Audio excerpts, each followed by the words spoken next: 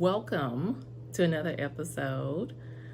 I am PM Kester. I'm the host of How to Take a Break, the podcast, and How to Take a Break, the YouTube channel, where I help overwhelmed individuals recognize that they do have time in the day to take a break. If you hear anything outside, it's trash day. And of course, you think you're clear and you're not. But let's go. Why are we here today? We're here today because this is my birthday month. And I thought it would be interesting and insightful, like since the channel is at the beginning point, to try to put more information out about me and dive a little deeper into some areas. And so I'm going to do 42 things about me, not 40 because I've aged 2 years. 42 things about me, and you'll probably see different clothes, different angles and things like that because I'll be shooting them while I am taking a break. Right now I'm taking a break to eat healthy. It's my lunch break, and we can start from there. So why am I taking a break to eat healthy? So one of the reasons I started the podcast, well, what led to it was I was 36 years old and did not think I was going to wake up. I could not catch my breath one evening that I was going to go to sleep. It was like I had to think about breathing. And it was to the point that night that I was basically praying, please, God, let me wake up the next morning. And I did wake up and went to my primary care doctor, and they did an examination, and I was telling them about the symptoms, and they told me to immediately go to the emergency room because they thought I was having a heart attack. And everything that kind of unfolded after that led to this journey of looking back on my life up until that point, my feeling of overwhelm, of things kind of spinning out of control, because at that point, I was almost like, had this superwoman complex, right? Strong black woman complex.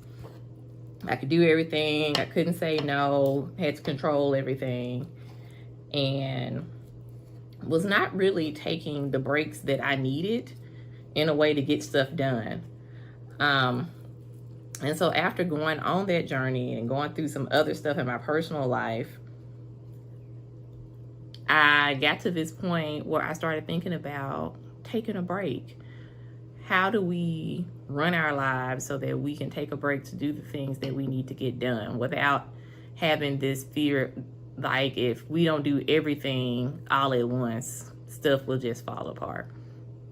And so that's kind of how Take a Break started, with me having some of that insight. As far as where I'm at now with my healthy eating journey, my health journey. So it's funny, it's kind of like I came full circle during the pandemic, because last January, I started having some similar symptoms. I started having my blood pressure was going up. My asthma was getting to a point where everything had been controlled. But for some reason, everything started to get to this point of not being controlled last year.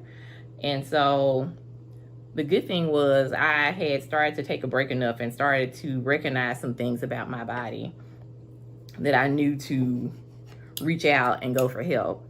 And so I actually reached out to a friend of mine, Tracy Denise Fitness, Tracy Brown, who is a trainer. I'll drop her information in the notes below the video. And we start working together on my mindset, one, and on nutrition. So I'm thinking, you work with a trainer, you immediately go in the gym, hit it, boom, boom, abs. And a lot of the journey was nutrition and listening to my body and paying attention to what my body needed. And I ended up losing like about 18 pounds, but it wasn't even about the pounds at that point. It was about now listening to my body, recognizing what I needed mentally, physically, spiritually, and going from there. And so now we have me sitting here at lunch eating like this grain bowl with it's like edamame and broccoli and stuff in it. And then I have like this Greek yogurt dip that I put on it, and I have some baked chicken for a little protein. And I'll eat something like this like twice a week. Like, yeah, I actually ate half yesterday for lunch and half today. And I'm more mindful about what I eat for breakfast, making sure I eat breakfast and paying attention to protein and things like that now. Getting in my exercise, drinking my water. I feel like we almost joke about drinking the water, but you would be surprised how everything shifts when you drink like enough water. When you start drinking, it doesn't even have to be, I know everyone pushes like 64. Just try to get as close as you can. Drink as much water as you can and just watch everything change. Everything shift in your life because you drink water. Yeah. So I'm gonna have lunch and I'll come back with some more interesting factoids about me. All right, so now we are catching me on another break. I am taking a break to do some work. This time is the work on the business side of what I do. So that is PM Kester Enterprises, LLC, which was started unofficially before the pandemic. And then I became, I guess, legit the following year, once I really was like, okay, this is what I'm doing. Let me get the paperwork and stuff. So How to Take a Break, the podcast, is under the umbrella of PM Kester Enterprises, LLC. So that is another fact. Some other things about me. I grew up in Greenville, Mississippi. I have a younger sister, and I also have an older half-sister. I have a bachelor's degree in psychology with a master's in public health. I would like to get a doctorate in public health. The issue at this point in my life is timing. I am a mother, so just trying to figure out, when do I actually get the time? How can I fit in a break for school at this time? Especially with all this other stuff that also is going on in my life at this moment. Like, I feel like I've had other moments that would have definitely worked for me to go back to school, and then something would come up and it was like, okay, well, this is not the time to prioritize getting that other degree. But yeah, that's where we are right now. So that's it. That's me in education. Some other things. Just Mississippi. Mississippi was like my whole life. I grew up in Mississippi. I have family in Mississippi. I moved to Georgia in 2008, chasing bigger opportunities. Where I was in Mississippi, it was hard looking at what the opportunities would be like, and I wanted something more for my kids. And it's not saying that Mississippi wasn't good. I mean, I made it there, but I wanted something a little bit more, and I thought I could get it elsewhere. And Atlanta was the spot that my husband at the time and I decided to settle into. I have worked as a substitute teacher. I have worked in mental health, so inpatient and outpatient. Again, it's that bachelor's degree in psychology. I'm currently a scientist, so master's degree in public health. That's all you'll get from me on there.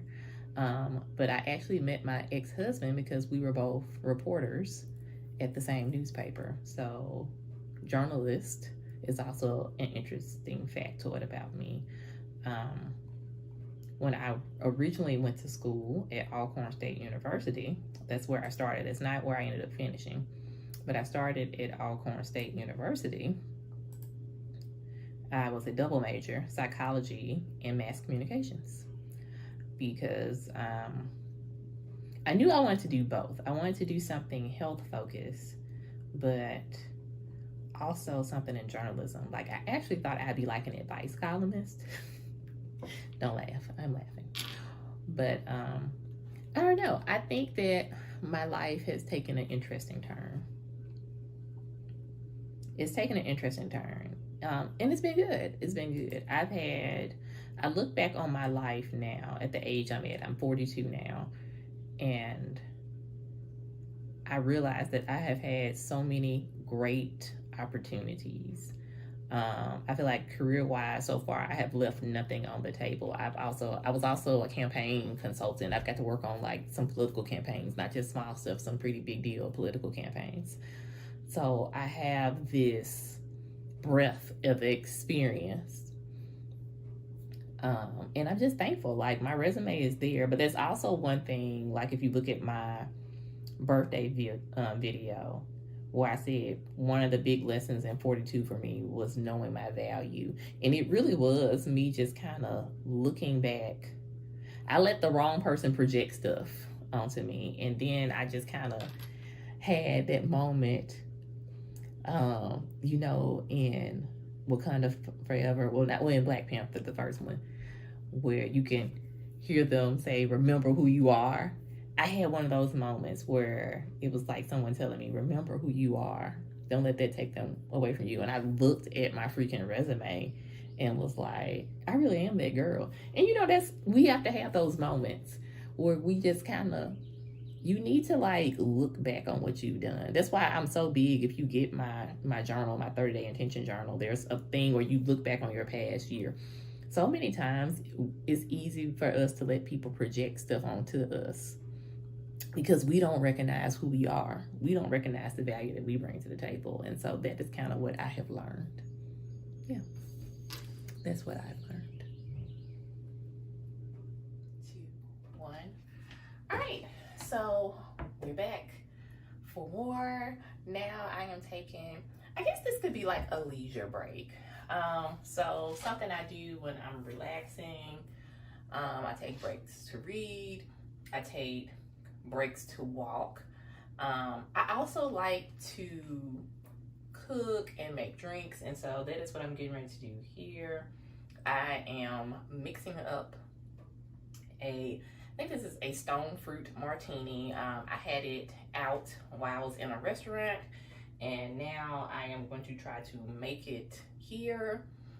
If I like it, I am going to put it on Pinterest, and the Pinterest link will be in the notes for this video. Fingers crossed. But let's figure out some more stuff. And there's ice already in here, so just a little FYI. All right, so more about me. So me and drinks. Back in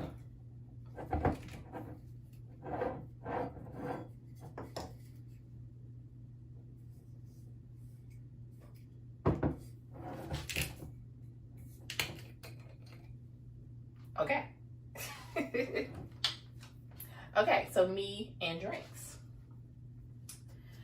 Right before I was pregnant, I started waiting tables at a restaurant in Mississippi because it was good money. I mean, don't knock that server hustle. I feel like more and more people, we have like server stories. And so I had my kid. I turned 21. I wanted to make even more money because kids are hella expensive. These just the facts. I don't make the rules. And so I bar backed, which is basically like a bartender, almost like a bartender in training / you help out the bartender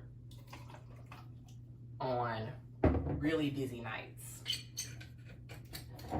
And most of the stuff you do is like not rocket science. Like, you don't make like the intense drinks. Like, the actual bartender will make like all like the cocktails that people, you know, Alabama Summer, all that kind of stuff.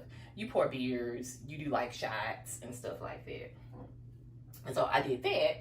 So I already had like a little thing for drinks and some stuff, but my later appreciation for liquor, wine, and things of that nature came as I got older. Because I didn't drink a lot when I was younger. I don't drink a lot now. I drank a lot. Can't we tell that I need a refrigerator? I drank a lot in my last relationship, and I didn't like it because I gained a lot of weight, and it just wasn't me. Like, it didn't go with my illnesses. So, another thing. So, I drink in moderation, very much so. But all that's being said,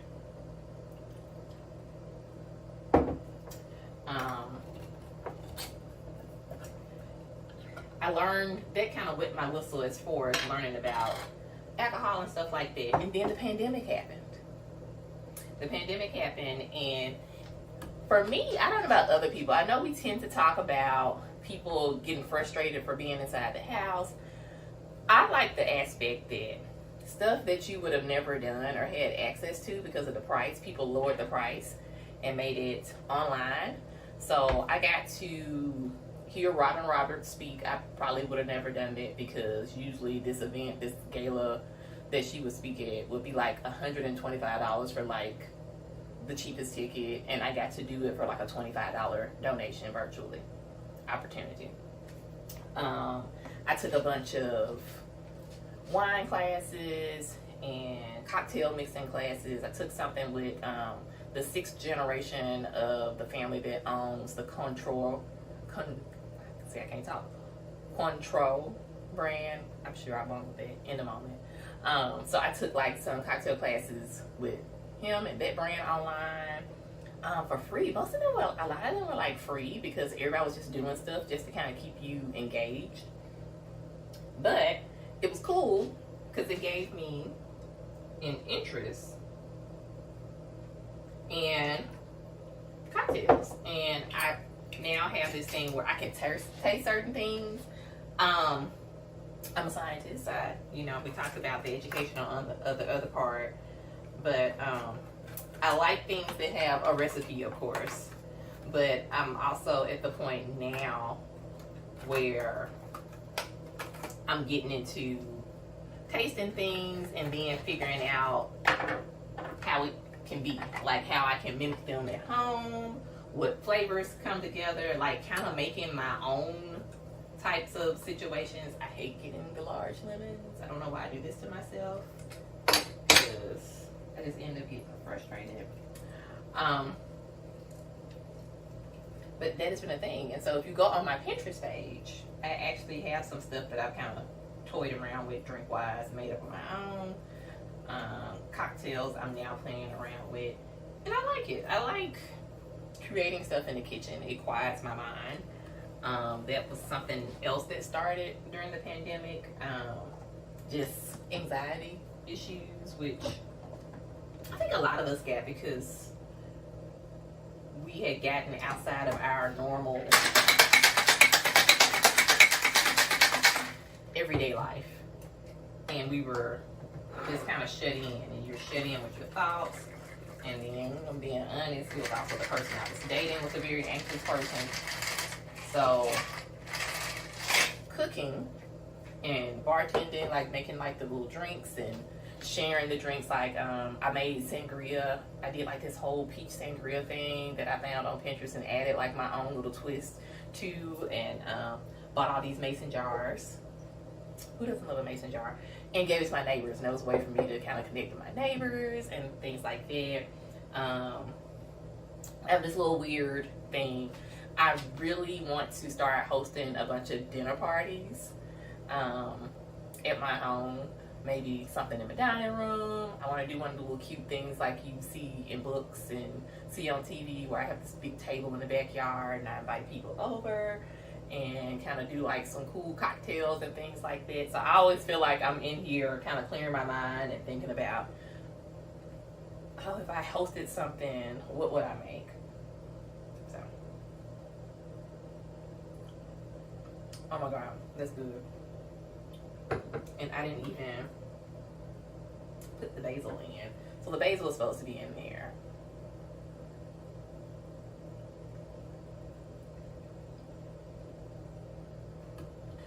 I'm kind of trying to think, was there basil in what I had at the restaurant? I just remember the strong peach, but That's good.